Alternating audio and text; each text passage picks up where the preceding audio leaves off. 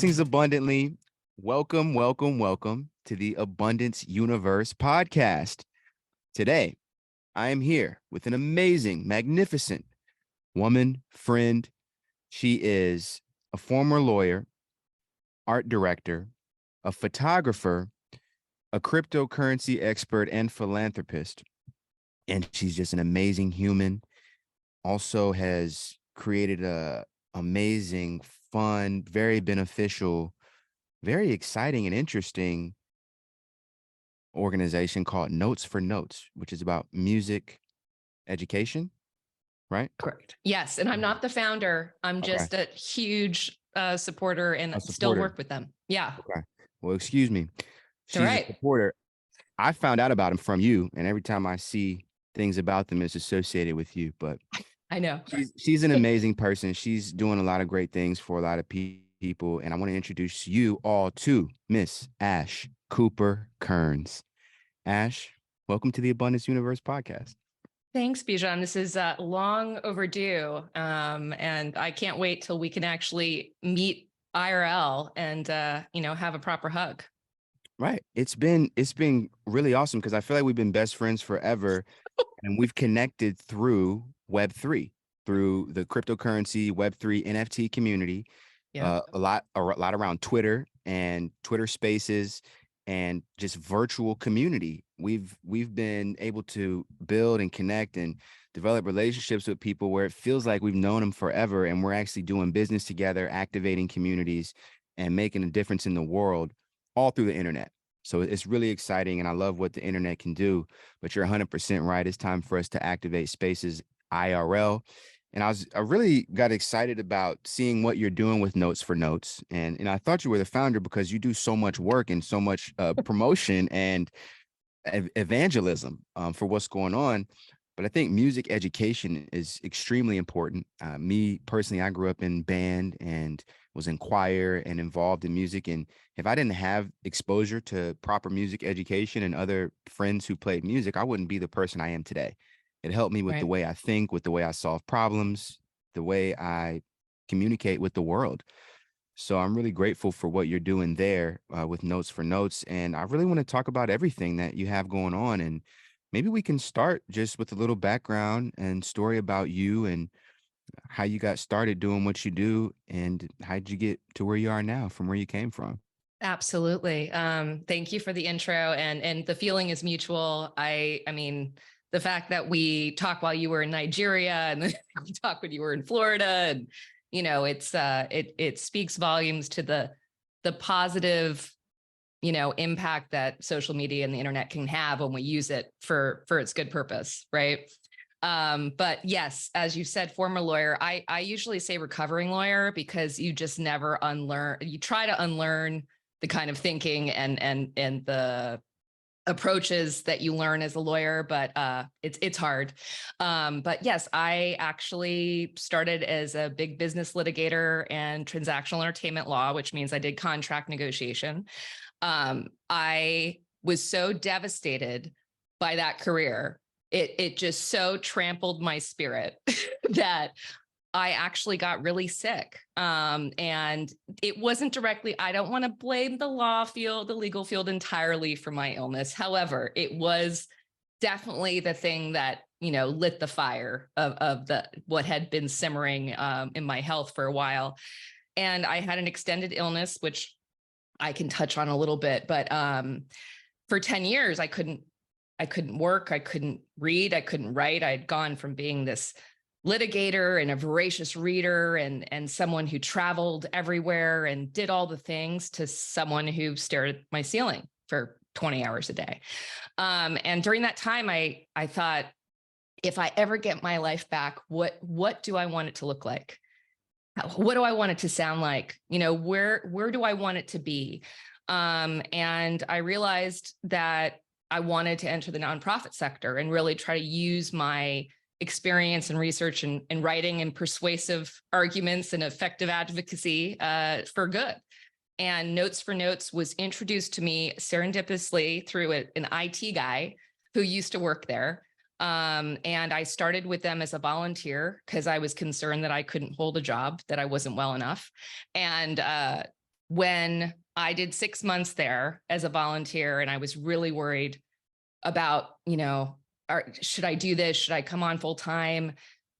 What I loved about them, and it wasn't just my experience of volunteering with them for 6 months and seeing the impact of this Notes for Notes. Notes for Notes was founded in 2006. We have pro level recording studios across the US, and we've actually gone into schools in North Carolina. Now we have a mobile recording studio that we're beta testing around Memphis that is going to local schools there. And we have satellite studios. We have partnership with Covenant House in Atlanta, working with homeless youth. I mean, we're just kind of spiraling, in it, just finding all the different ways that we can integrate into the communities that we're in and the ones that we're not. And the CCO over at Notes for Notes, Ross Tyler, said to me, in those 10 years, you probably learned more about yourself than you would have if you stayed in the firm and practiced law. And I think that you are more than prepared and capable of stepping into this role and starting a new career. And he's the one, he and the CEO, co-founder, Phil Gilly, are the ones who were like, okay, just get in here, get on the team already. So in 2019, I started there as the manager of grants and development. And that is actually what led me into the philanthropy, crypto philanthropy, Web3, like mania, right? So I am an artist. I'm a photographer. I'm also have been an art collector my whole life. I started collecting when I was 16, paid in installments for a fine art photograph from a gallery. And it was like a big deal. And I, used my waitressing money and paid off this art. And everyone around me was like, why are you buying art instead of like going and doing fun stuff? I'm like, because I want stuff for my walls. I'm preparing for my life. Like, you're just doing your day to day. Right. But in That's March awesome. of 21, which, I don't know when you got into all of this Web3 chaos, but in March of 21, I had a conversation with my CEO, Phil Gilly. He was like, maybe we should accept crypto. And, full disclaimer, I'm Gen X, he's a millennial. I'm like, you should know about these things. I'm aged out. Like, I got to learn. I got to really figure out what this all means. And it's like, well, maybe, by Thanksgiving, we'll accept crypto. Maybe we'll figure it out. And full, also, just for context, arts education funding in the US is already severely limited, which from your organization. Right. And during the pandemic, understandably, funds were routed to different causes like food insecurity, healthcare, housing, that were supporting organizations like Notes for Notes. So we had to think about, where do we go to keep our doors open when we can start operating again, which is enter crypto. And I spent a couple days in that March of 21 after that Beeple sale, looking into the crypto stuff. And I was like, I don't know, that's just money. And I got on Clubhouse and I got in a room of artists. And I was like, the NFT community is where we need to be. This is where the people are. And I spent most of 21, both my personal and professional time, on Clubhouse, on Twitter, started hosting events at my home in Los Angeles in June of 21, opening up to the Clubhouse community, wanting to bring people together to connect in real life. And it just has led to all of these amazing opportunities that, from Twitter space host to being creative strategist on projects, to being a co-founder on project, an artist, an art director. It's just opened all of these doors because Notes for Notes gave me this kind of freedom to run. And I was promoted to the director of Web3 partnerships and crypto giving. And, since then I'm still doing all the Notes for Notes stuff, but it gives me all this opportunity to really pursue some other passions that I never thought were going to be on the table for me, work-wise. That's exciting. That's Yeah. so exciting. It's funny because I actually found out about how deep the NFT world was through Clubhouse initially. And then I'm not sure what happened, but there was some kind of transition from Clubhouse to Twitter Spaces. Yep. And maybe it's just because Twitter Spaces started. Twitter Spaces is like kind of a new thing. I think it's just like 2 years old, maybe. Less than. So, Yep. so I think Twitter might have seen what was happening on Clubhouse, and then they made Spaces, and we were already, and when I say we, I mean the Web3 NFT community. We're already on Twitter all day anyway, Yep. trying to find out about new projects. That's where a lot of new projects launch, and just between Twitter and Discord, that's where you're going to find out about the new NFTs or what's going on in the NFT world. So there was a transition, a swift transition Yeah. from everything happening on Clubhouse. And this is where I was just getting a lot of my education and listening Same. to everything happening on Twitter now, Twitter Spaces and Discord. And then I became a participant, and Right. it was really exciting. So what was it for you that made you feel so good about cryptocurrency and the Web3 community? What did you see specifically that let you know that this would be a great place to merge crypto and philanthropy and Mhm. take your vision and mission for the foundation to the next level? What was it specifically that you saw that let you know that this would be the way? Well, the first Clubhouse room I went into was actually related to a fundraiser, a live stream on the blockchain, on Theta blockchain. It was a live stream fundraiser benefit for 13 venues around the world. And I just kind of found this thing online and signed up for it. And the after party for the PAARTI, this organization that put it together, was on Clubhouse. And I went in, and GodCloud, the real GodCloud, I think is his handle, was the moderator. He's one of the moderators. And they invited me up on stage on Clubhouse. And I didn't know what I had my party hat on. I had no idea what any of that meant. I didn't understand like what was happening. And that warm reception, and then following GodCloud around, I literally followed that man around Clubhouse like a puppy dog, and engaging and learning. I mean, that's why I went to law school. It was never because I went, oh, I want to be a lawyer. It's because I wanted to understand how we got here and why things are the way we are, why they are. And I felt this was an opportunity to learn, but also to provide value. Where could I, as a former lawyer, advocate for artists, advocate for diversity? You know, where was my space here where I could just contribute without contributing in the way that we think of it in the kind of traditional ways where you feel like you have to be the host, or you have to give the money, or you have to. This gave me this opportunity to learn, to contribute, to engage. And I actually think that time leading up until then, and then I met Nyla Hayes, who at the time was 12 and had not launched Long Necky Ladies and had not become the first artist in residence at Time Pieces, Time Magazine's Web3 initiative.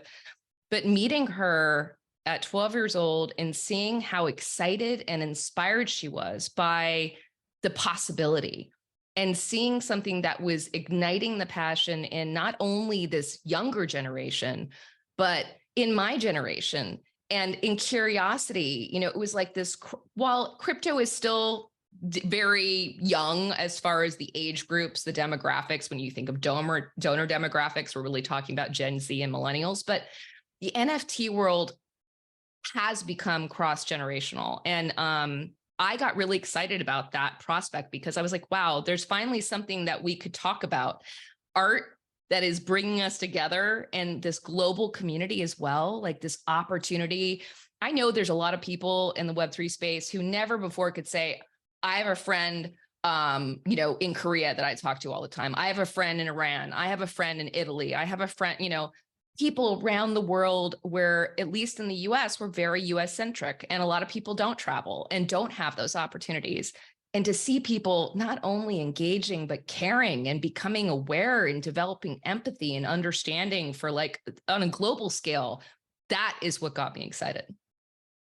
That's interesting that you mentioned that, because that is what got me excited about crypto as well. I love being able to see so many people from all over the world get excited about one thing, whether that's a PFP or just a community or some new art or the Beeple drop or whatever it is. It brought people together in a way that I had not seen before. And the internet is great. I love the internet. The internet's been doing great things for a long time. But Web3 is different. Web3 brings together the Yeah. internet with something else that's just a little special. Sometimes it's hard for me to explain why there is this underlying optimism and positivity, at least in the circles that we surround ourselves with. I mean, you know, Right. there's FUD everywhere, Yep. which is fear, uncertainty, and doubt. For anybody that doesn't know, there's a whole vocabulary of Web3 words that we may drop, but that FUD is one of those words. But there's FUD everywhere, but there's also a lot of alpha and really good information and positivity that I think is just in every person that's in the space. A couple of reasons I think that might be is because, first of all, it's really quite a challenge to even know how to mint an NFT. So we have like a shared struggle. Like anybody Yeah. that's in this space has a shared challenge that we all went through. It's almost like we pledged a fraternity or something. It's like or sorority. Like Yep. we all had to do something kind of difficult if you have one NFT. Yep. Okay, now you're in. Yeah. You Right. get So hazed. You have to get exactly. hazed. Right, right. And hopefully there was no rug or scam involved, but that's also a part of the process for some people. It's an Right. educational learning curve that we all have to kind of climb over and get over. And then when we're on the other side, when we're in it, we feel like we've all accomplished something together. And I think that created a sense of community for me as well with Absolutely. Web3. That is just really interesting and exciting.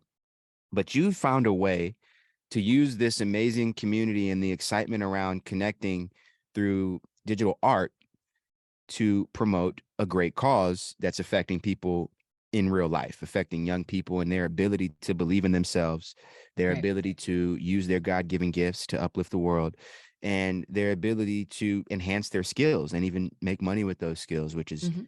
what we're all about. It we uplift the world. So I'm super excited about how you've put these things together and created value for other people and fulfillment for yourself, as Yeah, you it's a transition balance, into this right? I world. mean, it's really hard to put those pieces together. And I can say wholeheartedly that, after many, many careers and different pursuits that I had even before becoming a lawyer, I've never felt like everything made sense until I got here. And that all of the random life experiences and all of the value and interest that I have all are relevant somehow. Like I'm a gamer. Most people would not look at me and be like, "You're what?" I'm like, I am fully playing the new Zelda on my Switch, like hardcore. So, but who knew that being a gamer in the 80s, and understanding kind of the evolution of gaming and what we thought of these virtual worlds would help me at my generation and my age go immediately understand what all of the value was in a digital world, like understanding all of those things. And I really, it took me a long time to figure it out. I mean, it didn't happen overnight as far as, I mean, from March of 21 until I want to say October, November, it was very much like I was hosting events. I was moderating clubhouse rooms. I was like, leading as many conversations as I could, and engaging, but going, I don't know how do I need to find a way to monetize this or I can't be here all the time. Like I'm an adult. I need to figure out like how to make this a job and a career. And that's when I started taking on other roles, like on a project called Pass the Baton, which was the first NFT collection that was supporting 24 social justice organizations and related to Tommy Smith, the Olympic, iconic Olympic moment where he raised his fist in the Mexico City Olympics and said, no to the treatment of it, not just the Black community, but everyone, just humans, and trying to force a conversation around equality. And he ended up getting his voice stripped for decades. And here, this NFT collection, and Glenn Kino, a Japanese American artist, came along and said, this is an opportunity for us to tell your story and for you to have a voice for a generation and to reach people that don't know this, that were not inspired, that don't understand this history. And it kind of went from project to project to project after that, where each opportunity I met more people who cared about the things I cared about.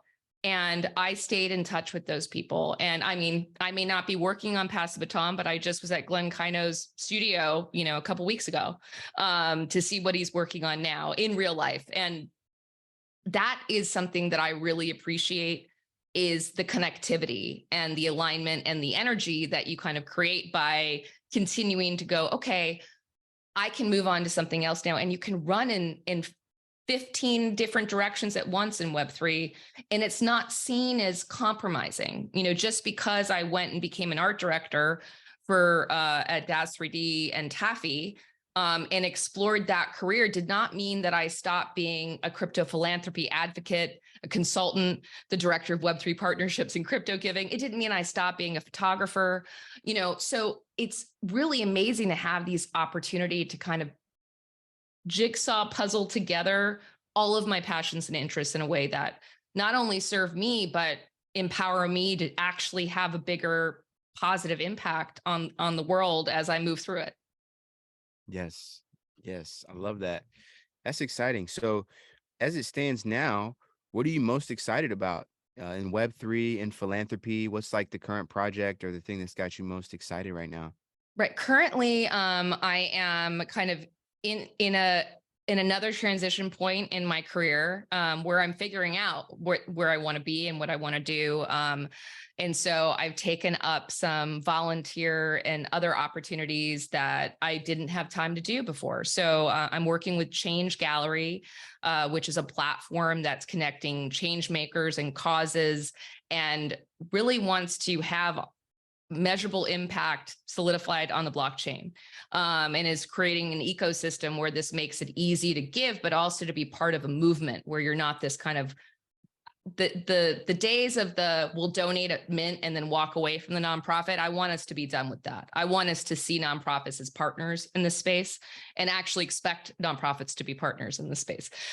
So Change Gallery, I'm helping them with Twitter Spaces and developing, conversations for their community around what do they want to talk about? What changes they want to see in the social impact sector and landscape in Web3. So that is one thing. And just last week, I launched Real Good Impact, which is under the Real Good Media brand, started by Rachel Wilkins. And those who know Rachel, she hosts a morning show during the week on Twitter Spaces called Real Good News. And she launched the show during a time, early this year when there was a lot of negativity. It's been a bear market. There's been a lot of artists really struggling to feel like they should be here, and a lot of builders and creators and all of that. But she started this, and I loved her ethos of Real Good News and looking at news and going, okay, let's have a real conversation about the implications of what this means for Web3, what it means for the real world. So Real Good Impact is starting as a weekly show, weekly spaces on Wednesdays at 1 p.m. Pacific. And I want to really find ways to help empower our Web3 community to think differently and how we enhance and evolve and continue to iterate on what this looks like and what we want social impact to look like as we move forward. And so like last week, I had someone who's been a fundraiser for 45 years, Mark Germano. He's my nonprofit mentor. He's raised over $700 million. He's not Web3, but he does believe in crypto philanthropy. And we need boomers. We need that generation, right, to buy in and to support. And so it was really great to see the response, because I think there has been a bit of us in an echo chamber of Web3. And I want to invite others into the conversation where we can learn from those outside of our community and go, okay, how do we take that and make it ours? And how do we improve it? So I'm excited about that. Having storytelling and social impact is the topic that I'll be covering on Wednesday. And I'm really not sure what the next step will be as far as like what it's going to look like, but continuing to work with Notes for Notes as the director of Web3 partnerships and crypto giving, and having these other opportunities to stay connected and engaged. I didn't think I'd want to be a lawyer. I tried that. I didn't ever think about nonprofit work like in the job. I love that. I'm still in it. I never thought about art direction. I got that opportunity. So I'm going to see where this course takes me. And I really want to be thoughtful, because I said yes to a career before that did not serve me. And so I'm being very, very cautious about where I lend my time and give my energy now. That's very wise. Yeah. And you mentioning that reminds me of a process that I became familiar with a few years ago around the time of the pandemic. It's a term called ikigai. Ikigai, it's a Japanese term. Have you heard the term? No, I have not. Well, ikigai, it's spelled Ikigai. It's a term that originated, I believe, in Okinawa, Japan, which Mhm. is known for having the most centurions, which is people who live to be over 100 years old. So Right. really healthy, well people. And the ikigai means your reason for being. And essentially, it's like two Venn diagrams with four quadrants that come together. And you basically want to look at what you're great at, what you love to do, what the world actually needs, and then what the market will pay you for. Like, what are people actually paying for?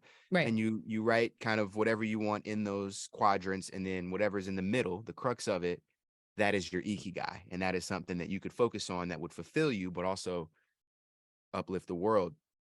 And I love that you mentioned that, because a lot of people move forward in life and take on jobs and roles and responsibilities without checking in with themselves first and assessing, what are my gifts? What are my passions? What are my superpowers that I can lean into?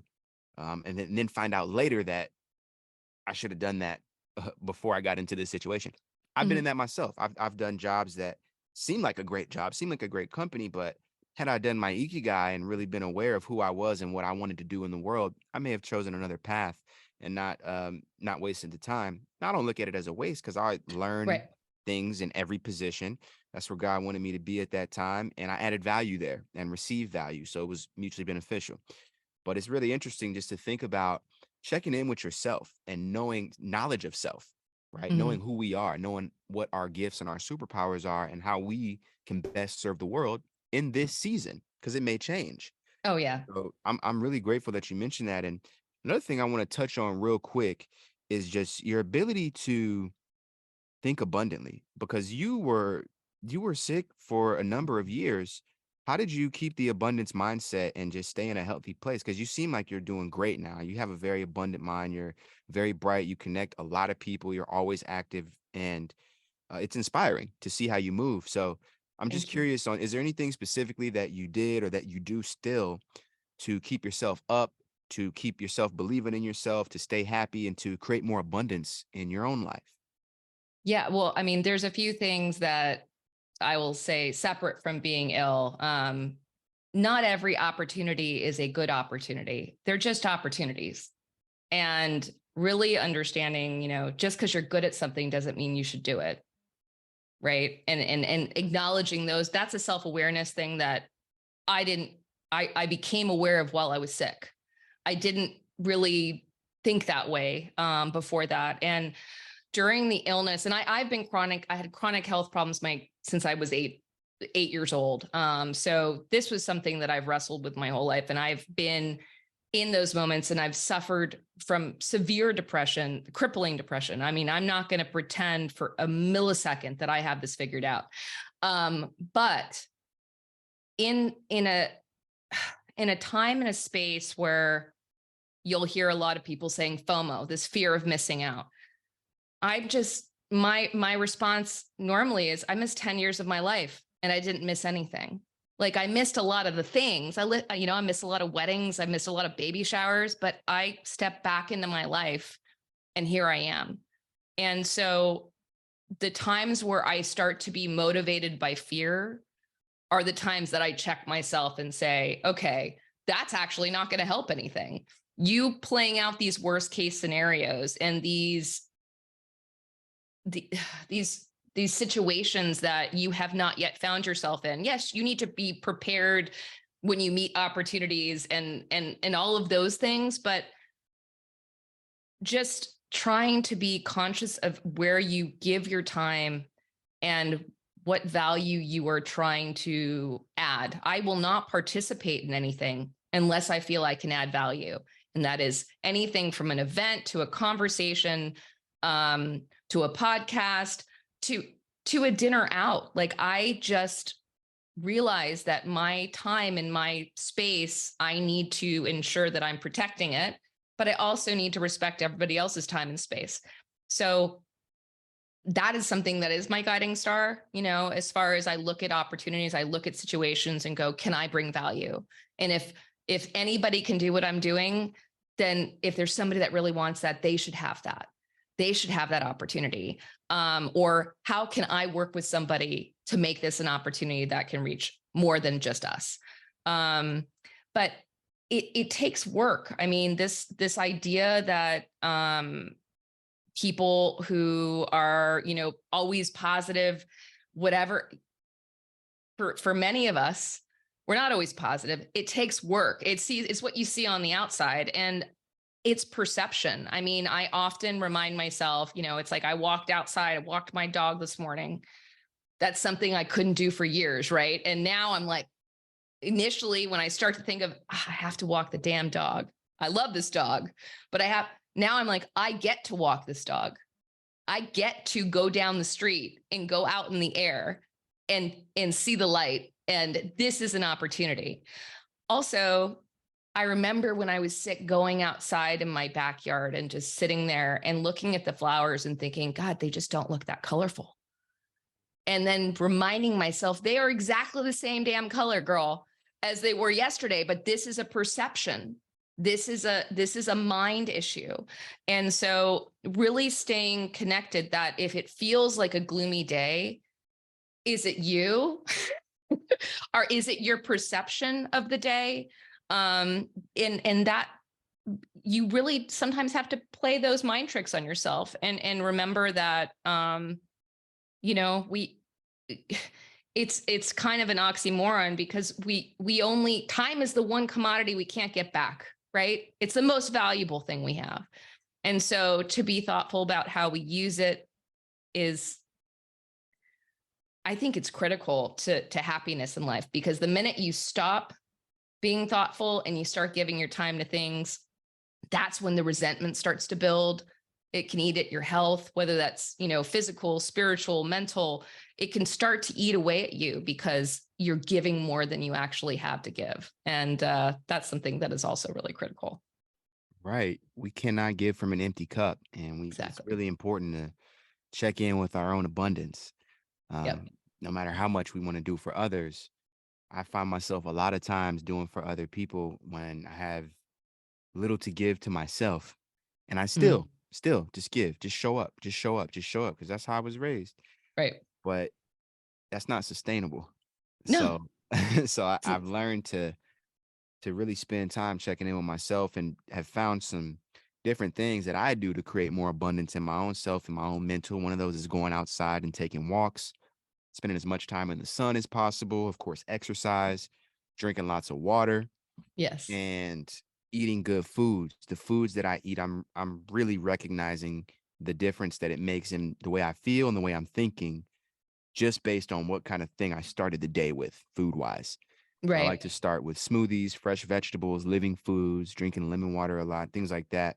But these are things that I had to learn on my pursuit, Yeah. and listening to podcasts like this, and teachers like yourself and educators and inspiring people talk about how they deal, causes me to make changes in my own life that can create more abundance. But it all starts within. Yeah. It doesn't start with looking outside or listening. It starts with within, because we're all different, and we have to know ourselves so we Right. can know how we can serve the world more abundantly.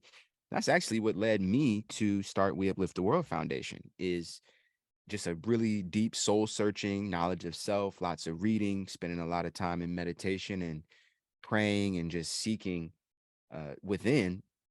And then it just came to me, like, just do something that combines everything you love: Right. art, philanthropy, business, working with the youth. Bring it all together, and Yeah. call it whatever it does. And then We Uplift the World was was created.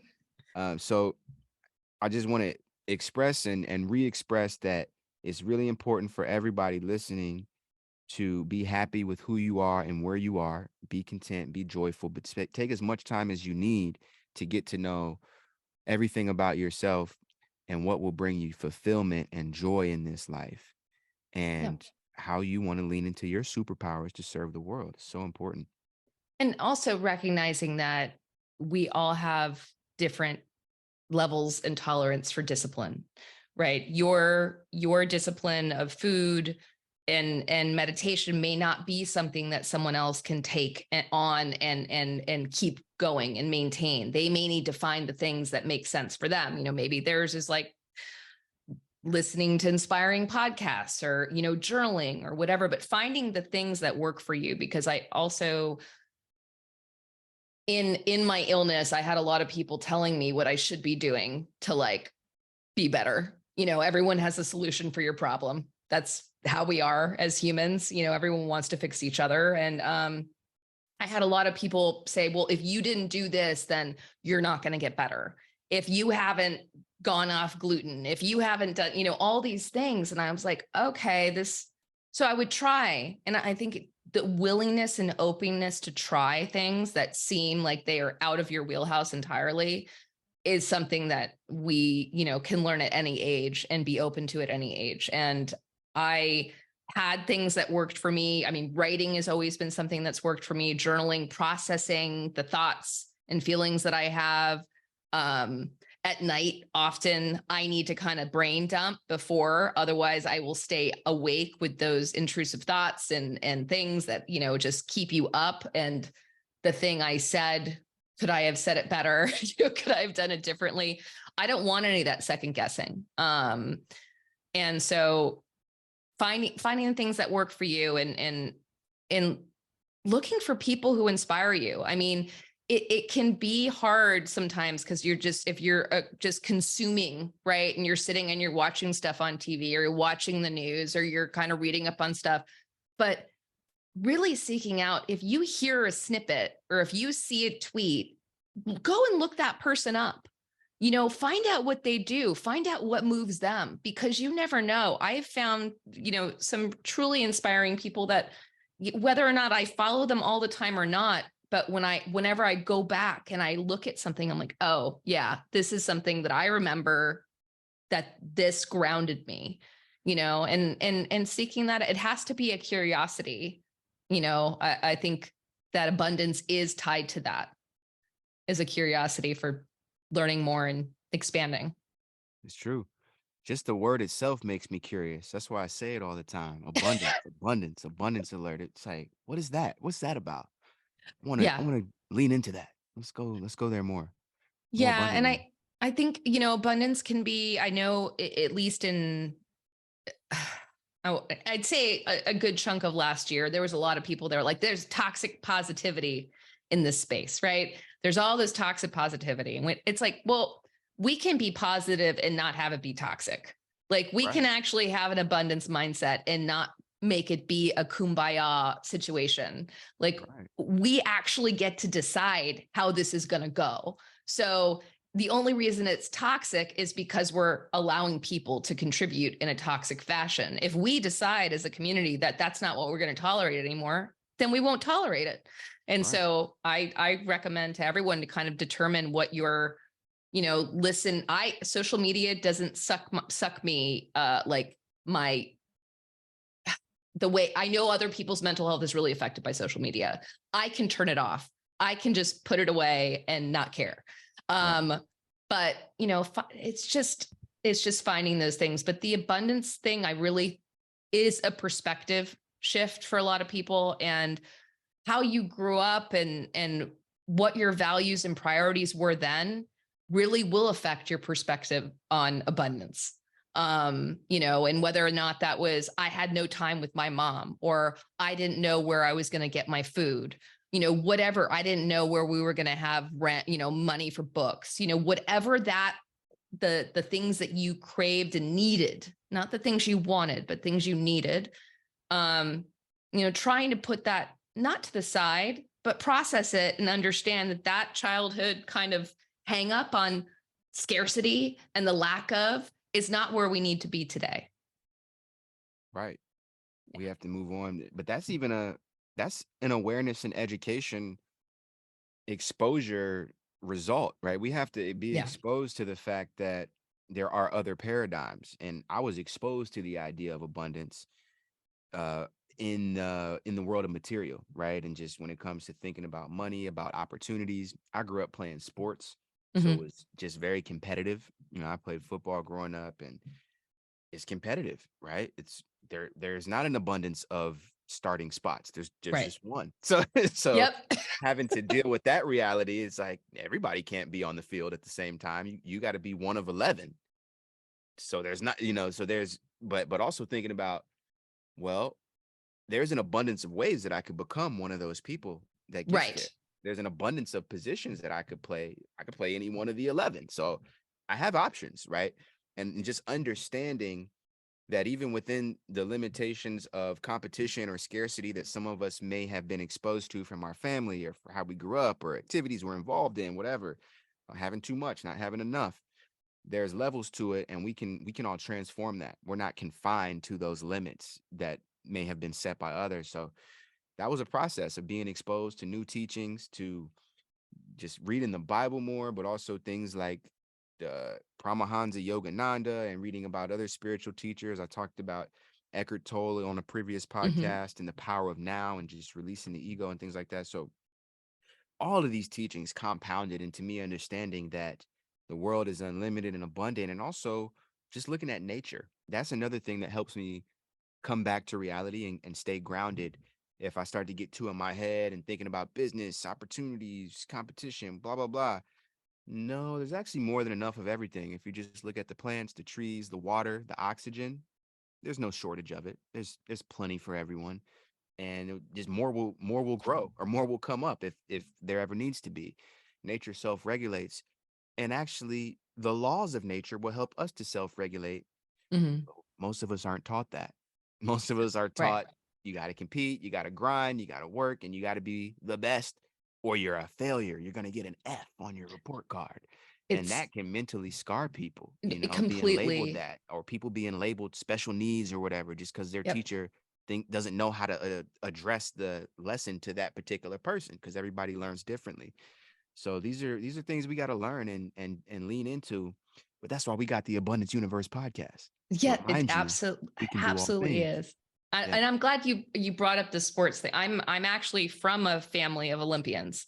My aunt Donna Deverona is a gold medal winning swimmer, and my mom made it to the Olympic trials for gymnastics and injured herself. She was too tall to be doing anything with gymnastics.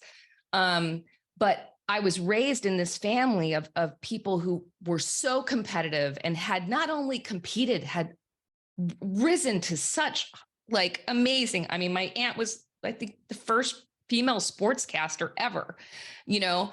And I know as a child looking at that, feeling like that shadow that they cast was so massive that how was I going to find my light?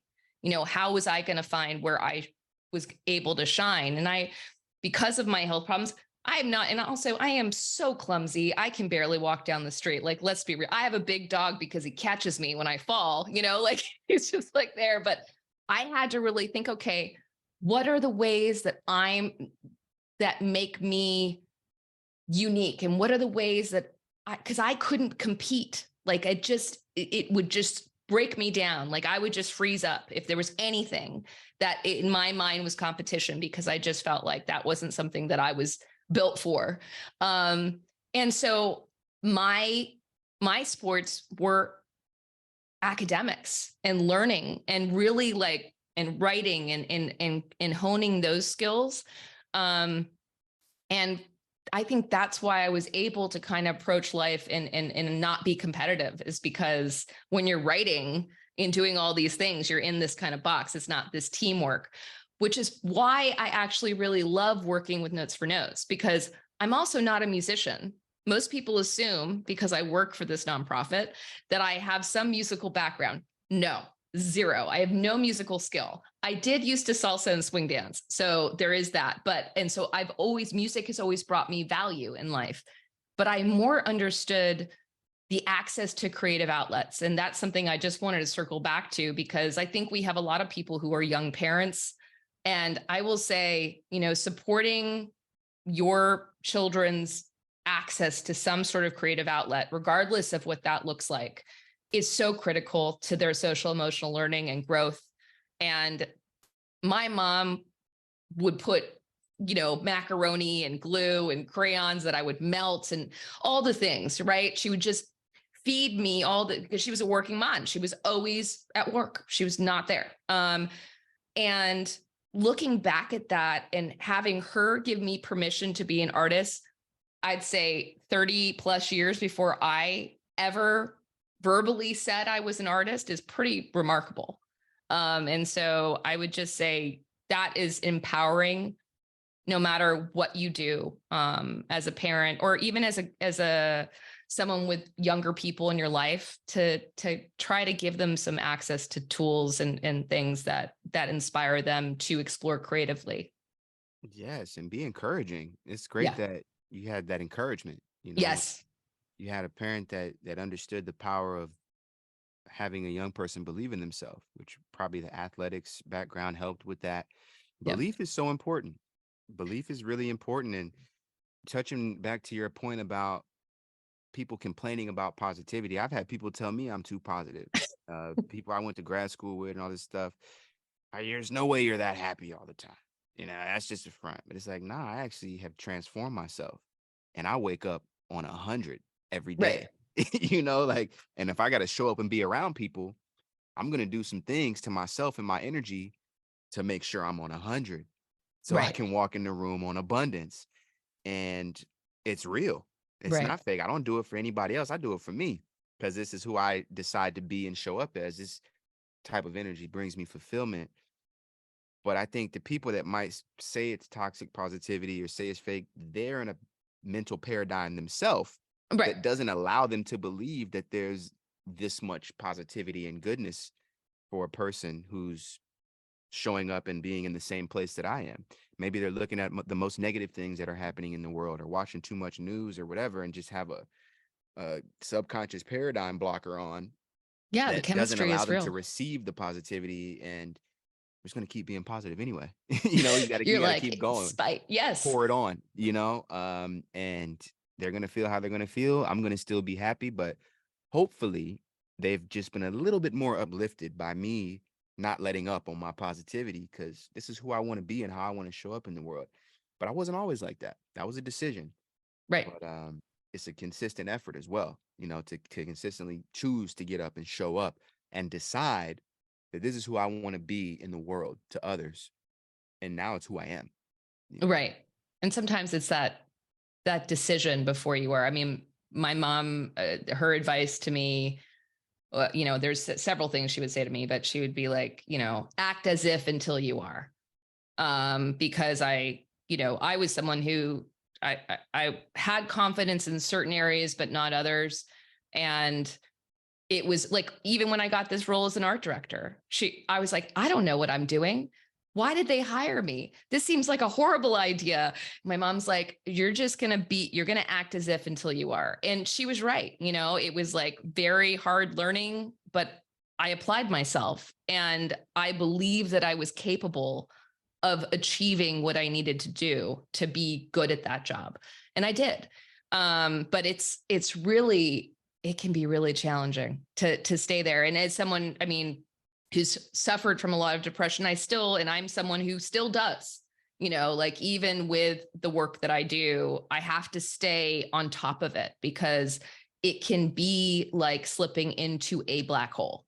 It can feel impossible to get out of that. And so being conscious of, for those of people who suffer from a depression that is a chemistry imbalance, that really is something that you can rewire your brain pathways with a lot of work. But if you don't have the access to get those tools, whatever that is, but being aware, going, okay, I can feel myself starting to perceive the world as, all of the negatives. I'm starting to cry at the news. That's usually my sign that I'm not okay, is I start to become so overwhelmed by the negativity in the news. And it's not my friend group or whatever, it's the state of the world. I become really just overwhelmed at, well, what can I do to make a difference?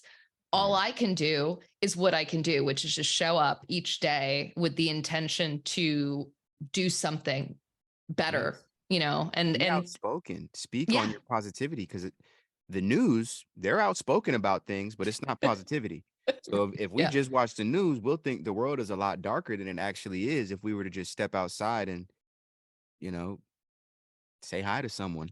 Yeah. You I see, oh, that the world is a turns out beautiful that place. that human connection, but also realizing that even in our darkest times, there we have something to give to each other. Right. Yes. And that's something that, at least in my, like, when I was really ill, I felt like, why do my friends even want to be friends with me? I don't have anything to give them. I don't Mm. have any value to give them. I can't show up for them. I can't be there for you. I can't be around their babies because I'll get sick. I can't, like, I can't how, all of that stuff. And realizing that when I talk to them, I gave them a perspective on their life by talking about what I was going through. And it helped them have a perspective shift about their wellness. And I really need to look up this quote so that I can give proper credit where credit is due. But something I heard when I was really, really sick was, if you don't make time for your wellness, you will have to make time for your illness. And that was like, damn it, if I had heard that when I was a teenager, if I had, that kind of thing. But then I was like, but I'm hearing it now, and I'm going to make sure that I speak it out as frequently as possible, because I see people all the time saying, but I don't have time. I don't have time to do this stuff for my wellness, whether it's the gym, outdoors, seeing your friends. I don't have the time. Well, you better make the time, because trust me, the time it takes to take care of illness is, then you are like, when do I have time for any wellness? Right? Because it becomes your entire focus. So take those steps today. An illness can show up in, whether it's physical or mental or spiritual, all those things. Like, I think we also think of illness in a lot of different ways. And there's a lot of people that are quietly suffering and not talking about it, which is why I am open about having been as sick as I was, and as isolated as I was, especially during the pandemic. Like, I was like, I had 10 years training me for isolation. Like, I'm ready for like, I had to wear a mask in public and people looked at me like I was nuts, but it really prepared me. And so those, just knowing also the people, there may not be a ton of these people in your life, but I know the handful of people who I can contact and go, I'm not okay. I need you to, like, give me that pep talk. And I even have friends where I'm like, FaceTime pep talk now. And we know that that has to happen, and that's okay. And these are people who are so accomplished and so smart and so inspiring. And we all have these moments where we just need that. And I just say, whether I have a very small group of friends that I can really count on for those things, but man, can I count on them? Yes, that's important. Yeah. Friendship is essential to the soul. Yes. That is the motto of my fraternity. I'm a member of Omega Psi Phi Fraternity Incorporated, and it's completely based on the idea of friendship and the fact that it is essential to our soul, and we need good friends.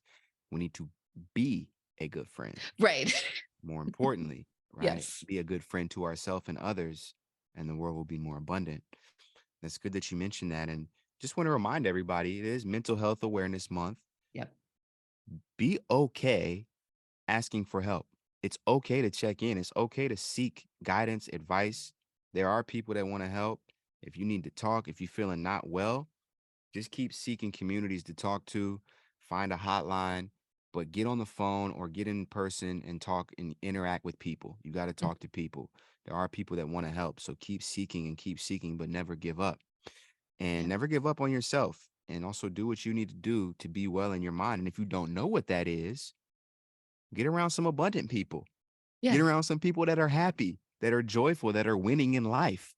Because people that are winning in life are going to have more positivity to put out than people who are losing or confused. Right. So that's not who we want to listen to when we're feeling like that. Also, listen to some uplifting music. I make music Yes. myself under the name Lambo Mach, Lambo Mach, and it's all positive. It's crescendo, it's uplifting. And I created it specifically for that purpose of I need something to pick me up when I'm not feeling good. I need just a Right. clean, pure vibration that if I put this on, it will not take my vibration down. It's going to go up Right. however much, because that is the power of music. But that's specifically why I made music, is a form of healing myself first. But now I've had people all over the world reach out and talk about how my music has helped them heal through situations, or get That's over the amazing. death of a loved one, or get through things in different countries and places that I would never think my music reaches. And I Right. don't have a whole ton of followers yet. I don't have millions and millions of listeners Right. to my music yet. But when I look at my like Spotify analytics or Apple Music and see there's people in Germany, in Brazil, in Belarus, in Latvia, in Mhm. Australia streaming and shazamming my songs, that's crazy to me. It's You know, well, I had a music is similar such a experience gift. on TikTok actually. I I made a video and it's different. It wasn't meant to be positive necessarily. It was meant to be honest. And it was about death with dignity. And it was about supporting my dad, who had dementia, yet made a very conscious decision that he was ready in 2020, late 2020, to not, to pass on and to, after 88 years, you know, move on from this place. And I cut this video together because I didn't want to have to tell the story to people that I knew. I mean, it's so hard when you're like, my dad's dying, and someone's like, oh, I remember when your dad, I called my dad Poppy. So I remember when Poppy picks you up from school, and this, and that's, then the waterworks and the emotions. And so I cut this video with the intention of actually removing the emotion and the storytelling that I was going to have to do to like let people know about this. And I posted it on TikTok just because that's what the editing app that I used. Like this was like just use, but I did it so I could feed it to Facebook and to that community of friends, to send it to my friends that knew that I had been managing my dad's care for a long time. And that video reached 4.6 million people around the world. And I got messages from dementia care workers, palliative care workers, caregivers at home, people whose parents were aging and they didn't know what to do. A girl whose father was terminal in the UK, and she was 16, and she wanted to know how to make the end of his life meaningful. And I had no idea that that video that was so heart-wrenching for me to cut, but was me going, I'm showing up for my dad. I'm in full PPE. He has no idea who I am. I'm going to do the things that I know that are meaningful for me. I'm going to read him the children's books that he read me when I was younger. I'm going to play Fleetwood Mac and Elton John because that's the music that he loved. I'm going to show him pictures of all the dogs that we've had. And I'm going to do these things because I want the end of his life to be meaningful. And I want him to know that it's okay.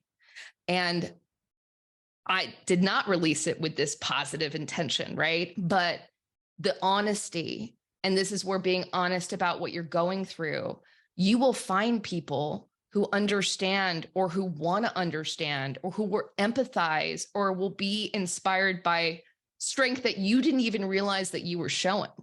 Yeah. And I still get messages about that video to this day.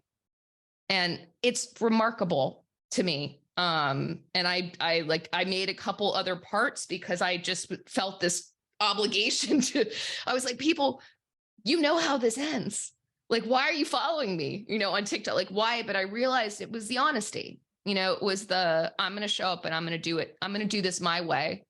And I'm going to respect him and his choices, but a very different experience. But when I looked at the analytics and I saw all the places it had gone and all the people it had reached and the messages I got, I was just like, holy crap, this is insane to me that this little video, this little 60-second video reached all these people and helped comfort so many people who needed it.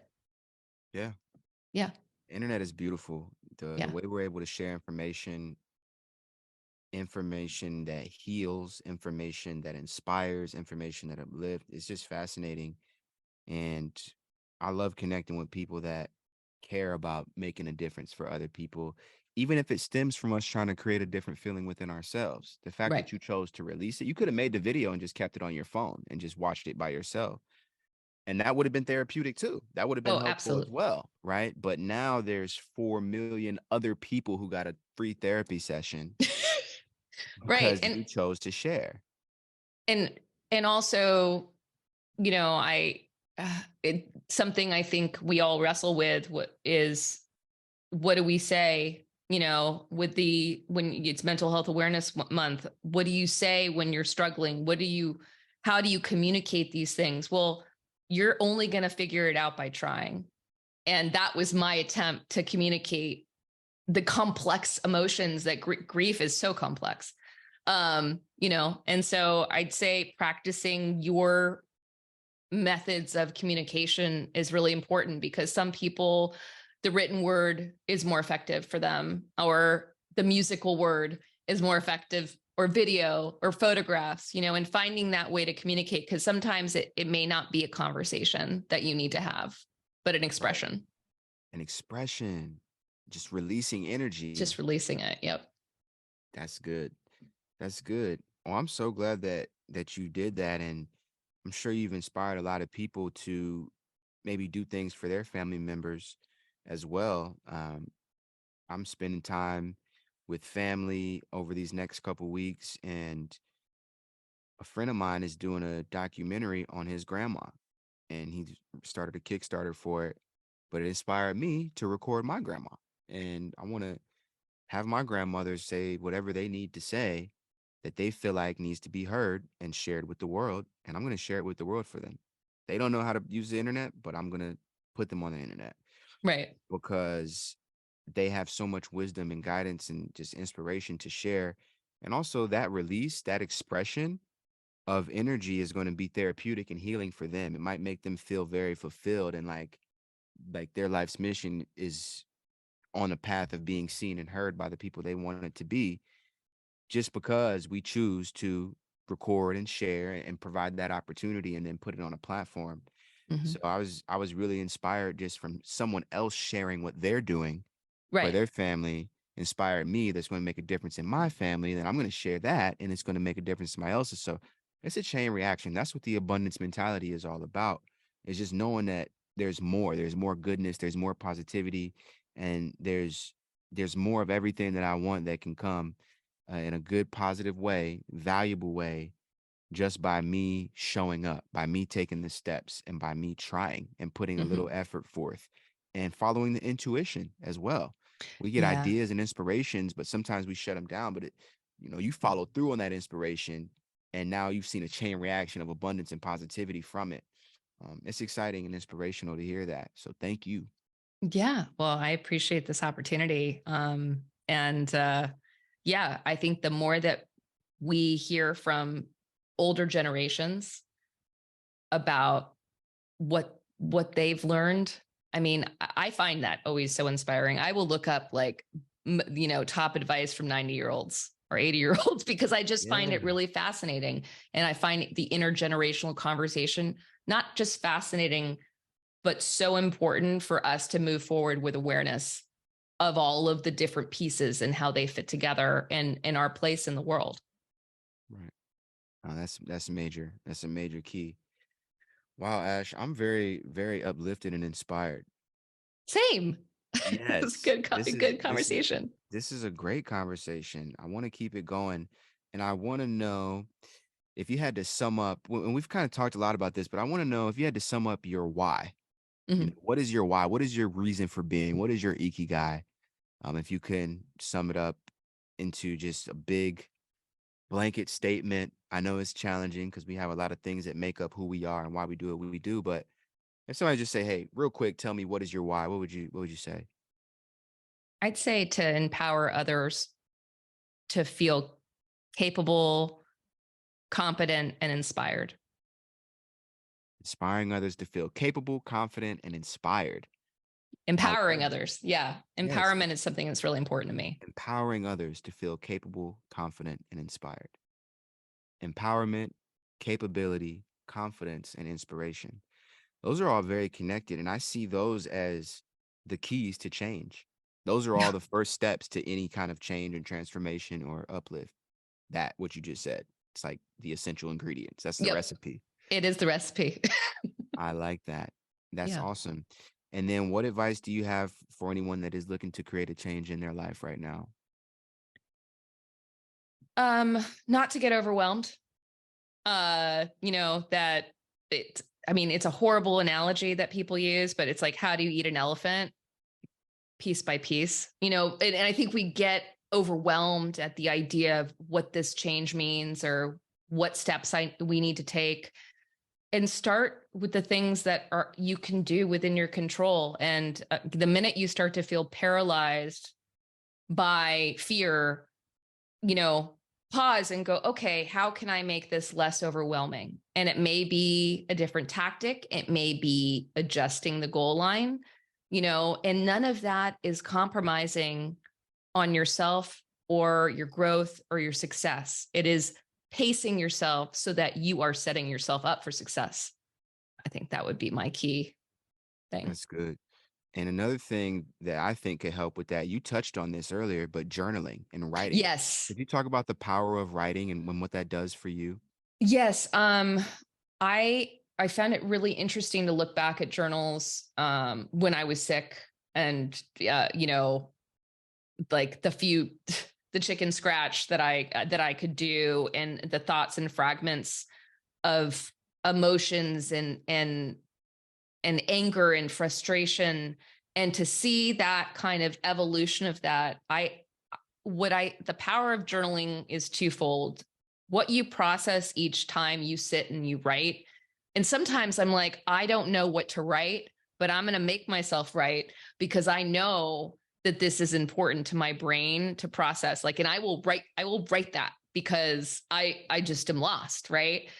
But also being able to look back. I know not everybody looks back and reflects on their journals. I have over the years. It's really remarkable to see and have these milestones where you can go, oh wow, I did that. I shifted that. That was my success. That was me putting myself out there. This was me collaborating. This was me being open to a new opportunity. This was me processing my fear in this journal so that I could show up in the world not afraid. So journaling can mean different things to different people. Some people need it to be, written like, with their handwriting and everything like that. Some people are on their phones and the journaling app. Some people need to sit down at the computer. I have versions of everything, because I will just do what I can do at the time I can do it. And so whether or not I have that book, that's for me, it's just going, okay, what tool do I have access to right now? But I will say the benefit of the digital journaling is the ability to kind of search for keywords and to better be able to reflect on where you've been, to figure out the trajectory of where you want to go. So I think it's really powerful, and it doesn't require as much time as people think, even if it's 10 minutes a day of starting. And then you might find that you like it, or you might find that you need it, even if you don't like it. Right. You might find a lot of things, but you won't know unless you try. And the idea of journaling can be a little woo-woo for people. Until I'm they saying, try it. until they Don't knock try it it, till and they're you like, try it. woo-woo this. They're like, yes. But I mean, it Right. doesn't matter whether it's full sentences, it's fragments, it's sketches, it's whatever it means to you. I just giving it a try to see if it helps you process, and doing it more than once. Yes, consistency is key, and Yes. it's a process. Yeah. But it definitely is great for just clearing the mind and getting all that. We all have millions of ideas every day. Let's put some of them on paper and just get them out of here. Just create a Yeah. little bit more breathing room in the mind. Yep. I think journaling is one of the best mental health exercises, and if you can do it outside in fresh air Oh, or yeah. in nature with trees around, that's the win. If you can take your shoes off and put them in the grass, now you're cooking with grease. It's a vibe. It's a Yes. vibe. One of my favorite books is The Artist's Way by Julia Oh, Cameron, and she yeah. talks about the morning pages. That process and just having her break it down into not something that is a chore, but something that we can look forward to and get excited about with no expectation. Like it Right. could literally just be writing the word abundance 55,000 times on a piece of paper or whatever. Just do it. And then like Yeah. an idea comes or something happens, or I just feel better. Like when we Right. get into the practice, it actually works to transform the mental and just really tighten up how we're thinking about what we're doing and how we're thinking about what we might believe we have to do, how we're thinking about what we didn't do or what Yeah. we want to do, whatever it is. One of my greatest journaling moments was looking at journals from 9 years ago when I wrote WUTW on a piece of paper. We uplift the world. Right. Uh, that was a sketch. Before it was a company, we've reached thousands of students now. Before we talked to even one student, before I even had a formation of a business or a logo or anything, it was a sketch on a piece of paper. And it was me spending time with myself, soul searching and writing to really just try to get my purpose out of me, Right. and built this company over the years based on desires, inspirations, and just leaning into my superpowers and my gifts. But I still have the journals. I still have the notebooks that I wrote all the sketches down, found out how to start a legal entity, consulted with lawyers. Like the whole Right. process started with a single note of I want to create something that's bigger than myself. But if I I had love that you never have that. written that down, it would never. Yeah, I'm Right. gonna make a documentary one day, and we'll get to see everything. Maybe we'll put it in a museum, Yes. but and hopefully it will inspire people. That's the only reason I would do it, is to inspire other people to go create your thing, do your ikigai, create that thing that you know can help the world. I didn't see a We Uplift the World. I didn't see something that was like a YMCA and Boys and Girls Club, but focused on tech and art and helping you become sustainable and how to make money. I didn't learn that at Boys and Girls Club or YMCA. I was in Right. both. I played sports. I did all kind of stuff. Boy Scouts. None of them really talked to me about how to make money Right. or Yeah. how to live my purpose. What is a purpose? It wasn't focused on that. Now they still are amazing organizations and they do Right. great things, but I didn't see what I needed when I was growing up as a young creative kid who wants to be an artist, but nobody around me is an artist. I grew up in Akron, Ohio. It's very hardworking, blue collar people, but you don't see a lot of creative professionals, Right. independent contractors. What is an invoice? I don't know. It's like Yeah. that had to be learned, right? So we get exposed to media, but I was like, how do I become one of those people that's doing that as for a living? And it was a process of learning. So I was creating something that I wanted to see in the world, but it started with writing down, what do I want to see in the world? What does the world need? What do I believe are my strengths and my gift? I was doing the ikigai without even knowing about the ikigai. I didn't Right. know I was doing it, but I was doing it in 2014, 15, before I started this company. And I'm just so grateful for the power of being able to translate ideas into words, into actionable plans. Yeah. I'm grateful for that process. So I want to just get into like the next phase of Ash Cooper Kerns. What is next for you? What are you working on? How can our audience support you? And how can the Abundance Universe community help elevate whatever is bringing you abundance? Well, this isn't about me. This first thing, I'd say, pick a cause that you care about, whether you're an artist or a dev or, whether you're in Web3 or not. And just whether it's volunteering some time, amplifying their message and their work, engaging them in conversations that they wouldn't have an opportunity to be in otherwise.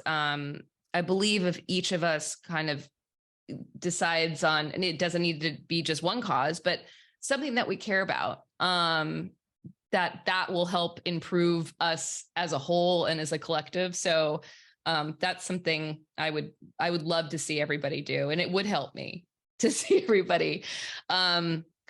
As far as me personally, I mean, I think following me on Twitter at Ash Cooper Kerns, and supporting my Twitter Spaces, the Real Good Impact Show, and what is going to come of that, and also Rogue Wingchick LLC is the organization that I created to offer freelance crypto philanthropy consulting. So if this is something that is interesting to you and that, you want to reach out to me, please feel free to reach out via Twitter or on Instagram. Rogue Wingchick is the handle. And just, I don't know, learn something new today. I like that. Yeah. Learn something new today. Yeah.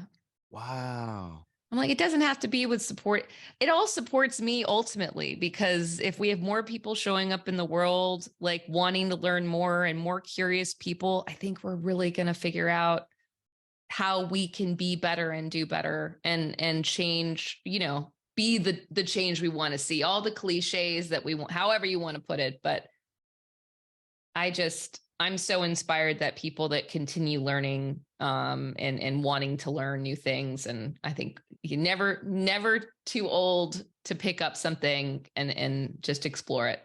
Yes. Yeah. Yes. Be inspired, be uplifted, learn something new, try new things, Yep. connect with community. Make sure y'all follow Ash Cooper Kerns. Make sure you support her Wednesday Twitter spaces. Are those going to be every Wednesday? At Every what time? Wednesday, 1 p.m. Pacific. 1 p.m. Pacific, 4 p.m. Eastern. Tap Yep. in. Make sure we're Yes. listening. Also, you can support Notes for Notes, Yes. which is going to be a nonprofit that's teaching young musicians how to make great music and giving them the skills they need to turn their passion into their superpower. So we're Yes. very Yes, for aligned in sure. that way. Check out Notes for Notes at Notes for Notes on all social media platforms, and just, tune in to hear some of the amazing content that's being created by youth in our studios. And we're always looking for opportunities to partner with other organizations. So if it seems like there might be a fit, reach out to us, because I mean, nonprofits working together and collaborating with community members and everything. I mean, it's how we get more work done. Right. Yeah. Right. And then Rogue Wingchick LLC, if you want to do some crypto philanthropy consulting. Ash Yes. is one of the premier leaders in crypto philanthropy, very experienced since the origination of the whole space. And she can give you some great information on how to evangelize your brand and uplift your brand using the cryptocurrency and the Web3 community resources that we have available to us. So, Rogue Wingchick LLC, reach out to Ash Cooper Kerns and tap in and let her know what you love most about the episode as well. Yes. So, Ash, we're going to get ready to wrap it up here. This has been a very exciting, amazing talk. The first podcast of many that we will do for sure. We're definitely Love going to it. be doing a lot more conversations, following you and everything that you're doing to help uplift the world. Is there anything that you want to say before we sign off to the people? You've given so many gems and so many great pieces of advice and information, and you're an amazing supporter and amazing leader. And I really appreciate and respect you, but just want to give you a chance to say anything else before we wrap it up today. Oh, I feel like I've said a lot. It's all abundance. Give us It's more. all Abundance abundance. alert. Abundance alert.